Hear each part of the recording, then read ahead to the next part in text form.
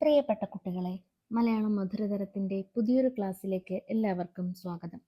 9ാം തരം കേരള പാഠാവലിയിലെ അവസാന യൂണിറ്റിലെ അവസാന പാഠമായ മധുരക്കിഴങ്ങിന്റെ രുചി എന്ന അനുഭവക്കുറിപ്പാണ് നമ്മൾ ഇന്ന് പഠിക്കുന്നത്.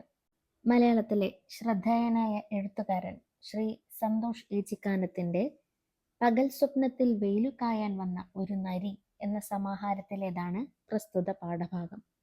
1971 കാസർഗോഡ് ജില്ലയിലെ ഏച്ചിക്കാനത്താണ് ഇദ്ദേഹം ജനിച്ചത്. മലയാളത്തിൽ ബിരുദവും ജേർണലിസത്തിൽ PG ഡിപ്ലോമയും നേടിയ ഇദ്ദേഹം സമകാലിക ചെറുകഥയ്ക്ക് പുതിയൊരു പാതയാണ് തുറന്നത്. കൊമാല, നരനായും പറവയായും, ഒറ്റവാതിൽ, ബിരിയാണി തുടങ്ങി ധാരാളം കഥാസമാഹാരങ്ങൾ രചിച്ചിട്ടുണ്ട്. കൂടാതെ ബാച്ചിലർ പാർട്ടി, അന്നയും റസൂലും, നവംബർ റെയിൻ, നിദ്ര, ഞാൻ സ്റ്റീവ് ലോപ്പസ് തുടങ്ങിയ സിനിമകൾക്ക് തിരക്കഥയും തയ്യാറാക്കിയിട്ടുണ്ട്. കേരള സാഹിത്യ അക്കാദമി പുരസ്കാരം, ചെറുകാട് അവാർഡ്, പത്മരാജൻ പുരസ്കാരം, പത്മപ്രഭ പുരസ്കാരം തുടങ്ങി അനവധി പുരസ്കാരങ്ങൾക്ക് അർഹനായിട്ടുമുണ്ട്. ഇപ്പോഴും സാഹിത്യരംഗത്ത് ഇദ്ദേഹം സജീവ സാന്നിധ്യമാണ്. കുട്ടികളെ, ശ്രീ സന്തോഷ് ഏച്ചിക്കാനത്തിന്റെ മനസ്സിനെ സ്പർശിച്ച ഒരു അനുഭവമാണ് മധുരക്കിഴങ്ങിന്റെ രുചി. പാഠവായനയ്ക്ക് മുമ്പ് പ്രവേശകം ഒന്ന് ശ്രദ്ധിക്കൂ. വെയിലിൽ വെന്ത വേരുകൾ കണ്ണീരിന്റെ നനവ് കാത്തുവയ്ക്കുന്നു, ഇലകളിൽ മധുരം വിളമ്പുന്നു. വെയിലിൽ വെന്ത വേരുകൾ കണ്ണീരിന്റെ നനവ് കാത്തുവയ്ക്കുന്നു, ഇലകളിൽ മധുരം വിളമ്പുന്നു. എന്താണ് ഈ വരികൾ സൂചിപ്പിക്കുന്നത്? ജീവിതച്ചൂടിൽ വെന്തുരുകുമ്പോഴും സഹനത്തിലൂടെയും ശുഭാപ്തി വിശ്വാസത്തിലൂടെയും പ്രതീക്ഷകളിലൂടെയും പരിശ്രമത്തിലൂടെയും തീർച്ചയായും ജീവിതമധുരം നുണയുവാൻ സാധിക്കും. പ്രതിസന്ധികളിൽ പതറാതെ മുന്നോട്ടു തന്നെ പോയാൽ തീർച്ചയായും സുന്ദരമായ ഒരിടത്ത് എത്തിച്ചേരുവാനാകും. അത്തരത്തിൽ ദുരിതങ്ങളിലൂടെ കടന്നുചെന്ന് അതിജീവനത്തിലൂടെ സമൂഹത്തിനു മുന്നിൽ മാതൃകകളായ ചെറുതും വലുതുമായ നിരവധി മനുഷ്യർ നമ്മുടെ ചുറ്റിലുമുണ്ട്. അത്തരത്തിൽ എഴുത്തുകാരൻ അവിചാരിതമായി കണ്ടറിഞ്ഞ ഒരു വിജയഗാഥയാണ് മധുരക്കിഴങ്ങിന്റെ രുചിയിലുള്ളത്. കുട്ടികളെ, വരൂ നമ്മൾക്ക് പാഠം വായിക്കാം. മധുരക്കിഴങ്ങിന്റെ രുചി. വർഷങ്ങൾക്ക് മുമ്പാണ്. ഒരു ദിവസം ഞാൻ ബേഡടുക്കയിലുള്ള എൻ്റെ അമ്മയുടെ വീട്ടിൽ ചെന്നതായിരുന്നു. ബസ്സിറങ്ങി കുറച്ചു ദൂരം നടന്ന് ഒരു കയ്യാല കയറി പാറക്കെട്ടുകളും കുറ്റിച്ചെടികളും നിറഞ്ഞ ഇടവഴിയിലൂടെ നടന്ന് കവുങ്ങിൻതോപ്പിൽ ഇറങ്ങിയപ്പോഴേക്കും കുറെ ആളുകൾ ധൃതിയിൽ നാട്ടിക്കണ്ടത്തിന് നേരെ ഓടിപ്പോകുന്നത് കണ്ടു. പച്ചക്കറികൾ വളർന്ന് കണ്ണെത്താ ദൂരത്തോളം പച്ച നിറം വ്യാപിച്ചു കിടക്കുന്ന വയലിലേക്ക് നോക്കിയപ്പോൾ അവിടെയും കുറെ ആളുകൾ കൂടിയിട്ടുണ്ട്. എന്തെങ്കിലും അത്യാഹിതം സംഭവിച്ചു കാണും, അല്ലെങ്കിൽ ആളുകൾ ഇങ്ങനെ വെപ്രാളപ്പെട്ട് ഓടിപ്പോകേണ്ട കാര്യമില്ലല്ലോ. കണ്ടത്തിലെ ഈർപ്പം മാറാത്ത മൺകട്ടകൾക്കുമേൽ ഏതെങ്കിലും ഒരു പരിചയക്കാരൻ മരിച്ചു കിടക്കുന്നത് ഞാൻ സങ്കല്പിച്ചു നോക്കി. പക്ഷേ ഓടിപ്പോകുന്ന ആളുകളുടെ മുഖത്ത് ഒരു ദുരന്തം നടന്നതിന്റെ മ്ലാനതയൊന്നും കാണാനില്ല. പിന്നെ ഒന്നും ആലോചിച്ചില്ല.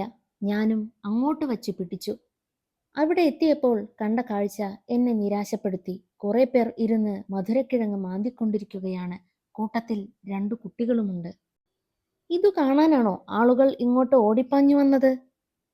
നെൽകൃഷി കഴിഞ്ഞാൽ ആളുകൾ പച്ചക്കറികളും മധുരക്കിഴങ്ങും മുതിരയും ചെറുപയറും ഒക്കെ കൃഷി ചെയ്യും. ഇതിലെന്താണിപ്പോ ഇത്ര അത്ഭുതം? അത്ഭുതമുണ്ട്, ചെറിയോനേട്ടൻ പറഞ്ഞു. ഞങ്ങളുടെ നാട്ടിലെ പ്രായം കൂടിയ കൃഷിക്കാരനും കന്നുകാലി ചികിത്സകനുമാണ് അദ്ദേഹം. കാര്യം പിടികിട്ടാതെ ഞാൻ ചെറിയോനേട്ടനെ നോക്കി. ചെറിയോനേട്ടൻ ഞങ്ങളുടെ ഗ്രാമത്തെ അത്ഭുതത്തിന്റെ പരകോടിയിലെത്തിച്ച, മരണത്തിനുമേൽ ജീവിതത്തിന്റെ വിളവെടുപ്പ് നടത്തിയ 2 പിഞ്ചു കുഞ്ഞുങ്ങളുടെ ആത്മവിശ്വാസത്തിന്റെ കഥ പറഞ്ഞു തുടങ്ങി. 8 വയസ്സുകാരനായ സുജിത്തും 6 വയസ്സുകാരിയായ സുനിതയുമാണ് ഇതിലെ മുഖ്യ കഥാപാത്രങ്ങൾ. അച്ഛനും അമ്മയുമില്ലാത്ത 2 അനാഥ കുട്ടികൾ. അവർക്ക് ഒരു അമ്മയുണ്ടായിരുന്നു, പേര് നാരായണി. ഇവർക്ക് പുറമെ 2 പെൺമക്കൾ കൂടി നാരായണിക്കുണ്ട്, രുക്മിണിയും രാഗിണിയും. അവർ അമ്മയോട് തങ്ങൾ ആരുടെ മക്കളാണെന്ന് ചോദിച്ചിട്ടില്ല. അവർ അതൊട്ട് പറഞ്ഞിട്ടുമില്ല. രുക്മിണിയെയും രാഗിണിയെയും വിവാഹം കഴിച്ച പുരുഷന്മാരും അത് ചോദിച്ചിട്ടില്ല. നാരായണി കാഴ്ചയിൽ അതിസുന്ദരിയായിരുന്നു. അവർ അടുത്ത വീടുകളിലെ എച്ചിൽ പാത്രങ്ങൾ വെണ്ണീറിട്ട് നിരന്തരം കഴുകുകയും പഴങ്കഞ്ഞി കുടിക്കുകയും ബാക്കി വന്ന ആഹാര സാധനങ്ങൾ കിണ്ണത്തിൽ പകർന്ന് വീട്ടിൽ കൊണ്ടുപോയി അമ്മ ചോയിച്ചിക്കും 100 കഴിഞ്ഞ അമ്മൂമ്മ കുഞ്ഞമ്മയ്ക്കും മക്കൾക്കും കൊടുക്കുകയും ചെയ്തു. രാഗിണിയും രുക്മിണിയും ഞങ്ങൾ കുട്ടികളോടൊപ്പം കളിച്ചു, കഥ പറഞ്ഞു. സ്കൂളിൽ പോയി ഒന്നിച്ചിരുന്ന് പഠിച്ചു. 7ാം ക്ലാസ്സിൽ എത്തിയപ്പോഴേക്കും രാഗിണിയും അത് കഴിഞ്ഞ് രുക്മിണിയും പഠനം നിർത്തി തുന്നലിനും ബീഡിപ്പണിക്കുമൊക്കെ പോയി തുടങ്ങി. രണ്ടുപേരെയും കാണാൻ ചന്തമുള്ളതുകൊണ്ട് ആലോചനയുമായി ആദ്യം വന്ന പയ്യന്മാർക്കു തന്നെ നാരായണി രണ്ടുപേരെയും കെട്ടിച്ചു കൊടുത്തു. അവരുടെ കല്യാണത്തിന് പണവും പച്ചക്കറികളും അരിയും പൈസയുമായി കഴിയുന്ന വിധത്തിലൊക്കെ നാട്ടുകാർ സഹായിച്ചു. രണ്ടു മക്കളും പോയപ്പോഴാണ് നാരായണിക്ക് ഒരു ആലോചന വന്നത്. ആദ്യം വേണ്ട എന്നൊക്കെ പറഞ്ഞ് നാരായണി പിടിച്ചു നിൽക്കാൻ നോക്കി.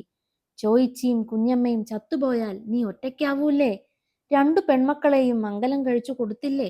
ഇനി നിനക്കൊരു ജീവിതം വേണ്ടേ നാരായണി? ചിലർ പറയുന്നത് ശരിയാണെന്ന് നാരായണിക്ക് തോന്നി. ഒരു ദിവസം നാരായണിയെ കുറച്ചകലെ നിന്ന് വന്ന ഒരാൾ കല്യാണം കഴിച്ചു കൊണ്ടുപോയി. ഒരു 60കാരനാണ്. പക്ഷേ നല്ല സ്വഭാവ ഗുണമുള്ള മനുഷ്യനാണ്. പ്രഗത്ഭനായ ആശാരി. കാഴ്ചയിൽ പക്ഷേ വളരെ ദുർബലൻ. ഇതിനകം ജീവിതത്തിലുണ്ടായ 3 മരണങ്ങൾ അയാളെ വല്ലാതെ തളർത്തിക്കളഞ്ഞിരുന്നു. തന്റെ സൗന്ദര്യവുമായി ചേർത്തു വയ്ക്കാൻ പറ്റില്ലെങ്കിലും ആ മനുഷ്യന്റെ കൂടെ നാരായണി പോയി. അയാളിൽ നാരായണിക്ക് 2 മക്കളുണ്ടായി. ആ കുഞ്ഞുങ്ങളാണ് ഈ കഥയിലെ കഥാപാത്രങ്ങളായ സുജിത്തും സുനിതയും. സുജിത്തിന് 6 വയസ്സായപ്പോൾ നാരായണിക്ക് അജ്ഞാതമായ ഏതോ രോഗം പിടിപെട്ടു. 4ാമത്തെ മരണത്തിനു സാക്ഷിയാകേണ്ടി വരുമോ എന്ന ഭയവും കുറ്റബോധവും ആശാരിയെ പിടികൂടി. വൈകാതെ നാരായണി മരിച്ചു. സുജിത്തും സുനിതയും അനാഥരായി. അവർ അമ്മൂമ്മയുടെ വീട്ടിലെത്തി. അതിനകം മുതുമുത്തശ്ശിയായ കുഞ്ഞമ്മ മരിച്ചുപോയിരുന്നു. പറക്കമുറ്റാത്ത പേരക്കുട്ടികളെ പോറ്റാൻ 75കാരിയായ ചോയിച്ചി അടുത്ത വീട്ടിലെ പാത്രങ്ങൾ കഴുകി. പുളിച്ച കഞ്ഞിയും പഴകിയതും ഒരിക്കലും പാകമാകാത്തതുമായ ഉടുപ്പുകളുമായി തിരിച്ചു കൂരയിലെത്തി. പാകത്തിനനുസരിച്ച് സുജിത്ത് മിഡിയും സുനിത ആൺകുട്ടികളുടെ ട്രൗസറുമിട്ടു. ചെറിയോനേട്ടൻ കാണുന്നതിനു മുമ്പ് അതുങ്ങളെ ഒരു ദിവസം ഞാൻ കണ്ടിട്ടുണ്ട്. മുടിവെട്ടാൻ കാശില്ലാതെ പെൺകുട്ടികളെപ്പോലെ നടക്കുന്ന സുജിത്തിന് ദാനം കിട്ടുന്ന വസ്ത്രങ്ങൾ ലിംഗഭേദമില്ലാതെ യഥേഷ്ടം ഉപയോഗിക്കാൻ ആ രൂപം വളരെയേറെ സഹായിച്ചു. എന്റെ കുഞ്ഞുങ്ങൾക്ക് ഒരു കൈക്കോട്ട് പിടിക്കാനുള്ള ശേഷി കിട്ടും വരെ എന്നെ മടക്കി വിളിക്കല്ലേ ദൈവമേ എന്ന് ചോയിച്ചി നിരന്തരം പ്രാർത്ഥിച്ചുകൊണ്ടിരുന്നു. ഇത്തിരി മണ്ണുണ്ട്, അതിൽ കപ്പയിട്ടെങ്കിലും അവറ്റകൾ ജീവിച്ചോളും. പക്ഷേ ദൈവം ചോയിച്ചിയുടെ വിളി കേട്ടില്ല. പ്രാർത്ഥന കൊണ്ട് മറികടക്കാൻ പറ്റുന്നതിനേക്കാൾ അവരുടെ ശരീരം ക്ഷീണിച്ചു പോയിരുന്നു. മരണത്തിന്റെ ആഘാതത്തിൽപ്പെട്ട് കണ്ണീരുപോലും പുറത്തു വരാത്തവണ്ണം ആ കുട്ടികൾ മരവിച്ചുപോയി. ഇപ്പോ വീഴുമെന്ന് തോന്നുന്ന ഓലപ്പുരയും 5 സെന്റ് മണ്ണും മാത്രം. ആശാരിയുടെ സ്വത്തൊക്കെ മറ്റു 3 ബന്ധത്തിലുണ്ടായിരുന്ന മക്കൾ പകുത്തെടുത്തു. ഈ കുഞ്ഞുങ്ങൾ എങ്ങനെ ജീവിക്കും? ഗ്രാമം മൂക്കത്ത് വിരൽ വെച്ചു. പതുക്കെ ആ കുഞ്ഞുങ്ങളെ എല്ലാവരും മറന്നു.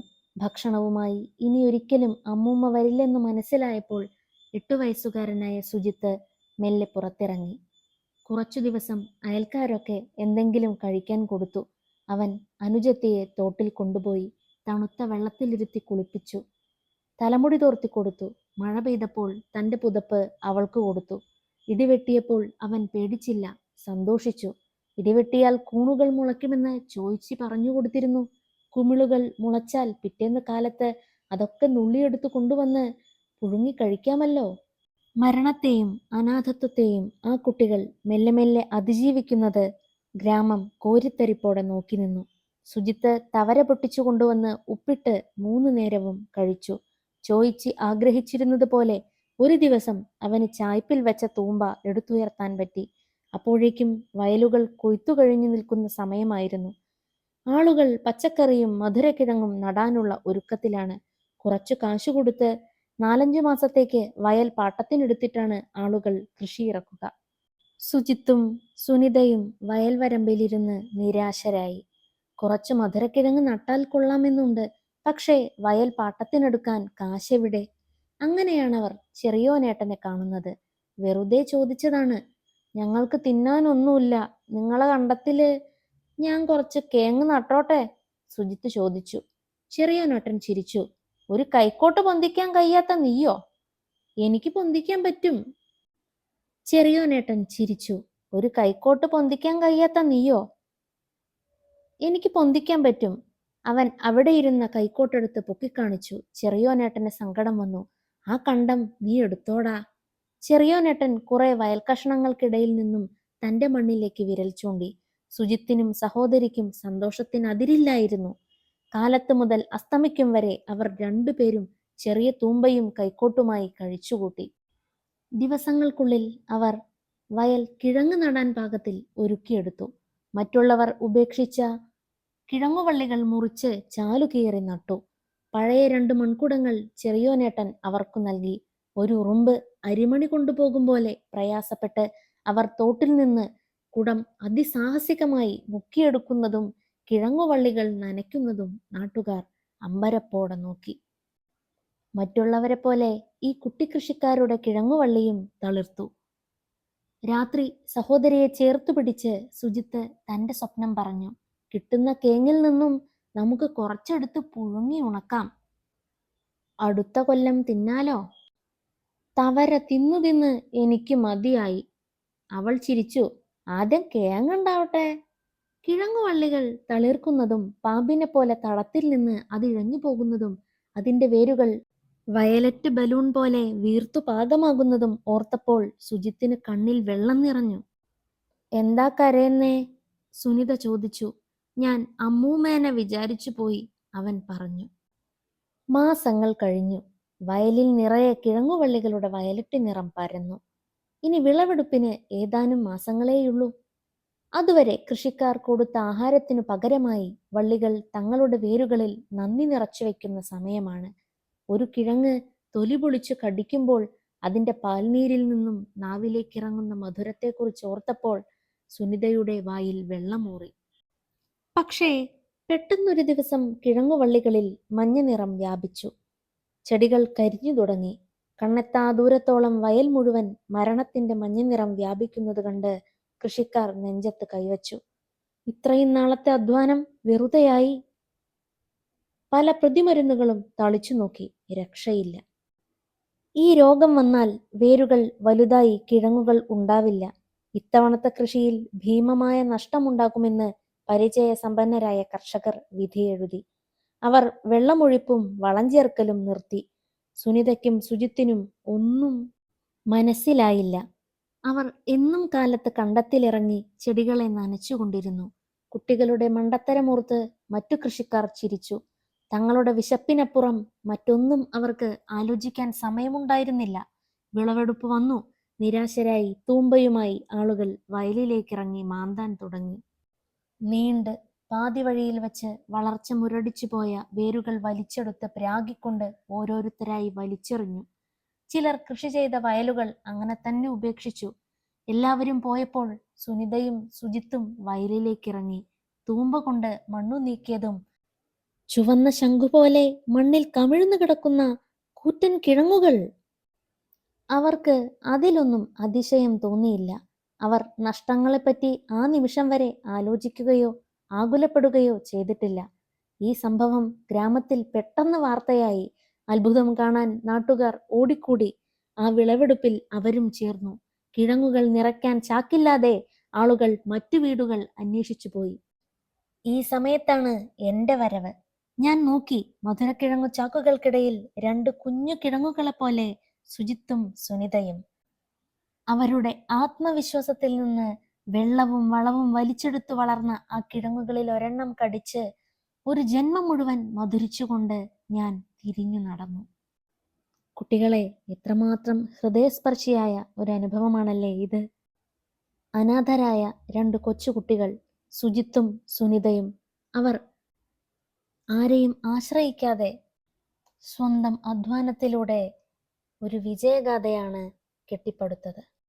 അവരുടെ ആത്മവിശ്വാസവും നിരന്തരമായ പ്രയത്നവുമാണ് അവർക്ക് മധുരക്കിഴങ്ങിന്റെ രുചി നുണയുവാനുള്ള അവസരം നൽകിയത്. നേട്ടമോ നഷ്ടമോ കണക്കാക്കാതെ അവർക്ക് കൃഷി ചെയ്യുവാനുള്ള ഭൂമി നൽകിയ ചെറിയോനേട്ടനെ നാം വിസ്മരിക്കരുത്. പ്രതിസന്ധികളിലും ആ കൊച്ചുകുട്ടികൾക്ക് പ്രതീക്ഷകളുണ്ടായിരുന്നു. ആ പ്രതീക്ഷകൾക്ക് തന്നെക്കൊണ്ട് കഴിയാവുന്ന പരമാവധി സഹായം ചെറിയോനേട്ടൻ നൽകിയിട്ടുണ്ട്. പ്രതിസന്ധികളിൽ പതറാതെ ആത്മവിശ്വാസവും സ്ഥിരോത്സാഹവും കഠിന പ്രയത്നവും കൊണ്ട് നേടിയെടുത്ത വിജയത്തിന്റെ പ്രതീകമാണ് ഈ കഥയിലെ മധുരക്കിഴങ്ങ്. ലളിതസുന്ദരമായ ഭാഷയിലൂടെയും പ്രയോഗങ്ങളിലൂടെയും എഴുത്തുകാരൻ തൻ്റെ അനുഭവം നമ്മളിലേക്കും എത്തിച്ചിരിക്കുന്നു. കുട്ടികളെ, പ്രതിസന്ധികളിൽ തളരുകയല്ല, തളരാതെ സധൈര്യം മുന്നോട്ടു പോവുകയാണ് വേണ്ടത്. ശീർഷകത്തിന്റെ ഔചിത്യം കണ്ടെത്തൽ, ചെറിയോനേട്ടനെ പറ്റിയുള്ള കഥാപാത്ര നിരൂപണം തുടങ്ങിയ ചോദ്യങ്ങൾക്കെല്ലാം ഇനി ഒറ്റയ്ക്കുത്തരം എഴുതുവാൻ സാധിക്കുമല്ലോ. കുട്ടികളെ, ക്ലാസ് എല്ലാവർക്കും മനസ്സിലായി കാണുമെന്ന് കരുതുന്നു. നിങ്ങളുടെ സംശയങ്ങളും അഭിപ്രായങ്ങളും കമന്റിലൂടെ അറിയിക്കണേ. അതോടൊപ്പം ക്ലാസ് ഇഷ്ടപ്പെട്ടാൽ ലൈക്ക് ചെയ്യാനും ഷെയർ ചെയ്യാനും സബ്സ്ക്രൈബ് ചെയ്യാനും മറക്കരുതേ. എല്ലാവർക്കും നന്ദി, നമസ്കാരം.